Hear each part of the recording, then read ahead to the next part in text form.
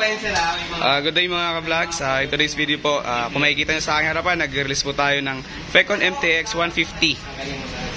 Ngayon po, check natin yung kanyang displacement. For the meantime, check nyo muna yung kabuuan. And so, napakaganda po ng kanyang ano. Yung futuristic masyado, guys. Hybrid po yan. Medyo ganito siya. Tayo mag-set kung meron kung mabibili nito. Alam mo yung, hindi yung adjustable. Yung feeling nandito yung ano.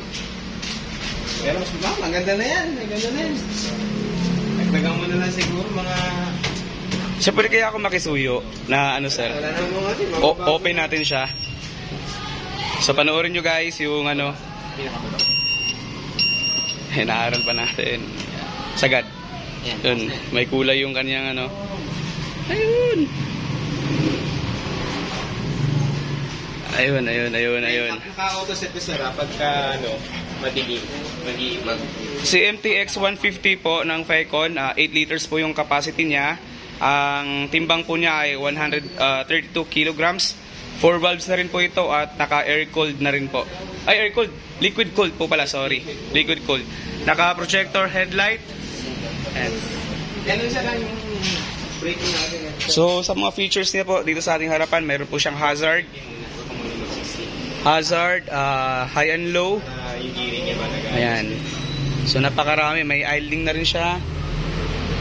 Na kanyang ignition switch, napakaganda. At sa box natin, social po yan. Pwede pong ibuksan yung box sa pamagitan ng kanyang susi. Ayan. So napakalaki po ng compartment. Ito po yung battery. So kasya po yung half face helmet. Yan. Kasyang-kasya po ang half face.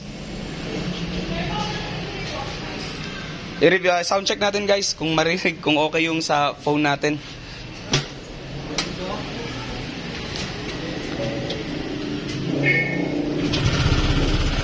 So sa umpisa, medyo parang Honda din. Medyo mataas yung kanyang redondo, which is normal lang naman.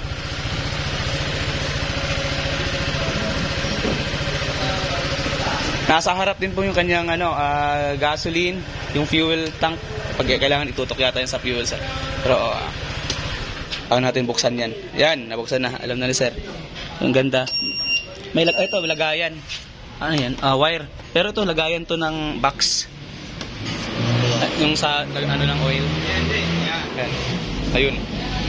Para siyang kotse na ano lang. Sa NMAX naman nasa harap lang tapos ano. So yun, pwede na tong i-out sir. Ay, bagis pa natin pa. Jeb, certification okay na. Boss Jebs, pa-adjust ng brake yung ilalapit yung ano. Ilalapit yung brake kasi medyo malayo yung pagitan. So may adjustment din po sa brake nito. Magasgasan ko. Magasgasan? Hindi katulad ng ano, sa akin. Pero may ka. Kung sa paano yun dito?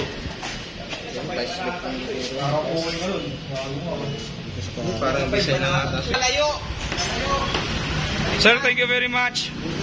Ride safe po. Sir, kung may concern ka, Chat lang sa kay Sir Dan or sa page namin sir, Top Speed 1 Motorcycle Trading. Pwede rin po direct sa Fecon. Isa pa lang yung meron dito. Isa pa lang yun. Oo nga, isa pa lang. First time release ng MTX, Fecon MTX 150. Okay lang namin eh. Okay lang yun. Okay lang gawa. Napaka-futuristic ng kanyang design. Sir, thank you.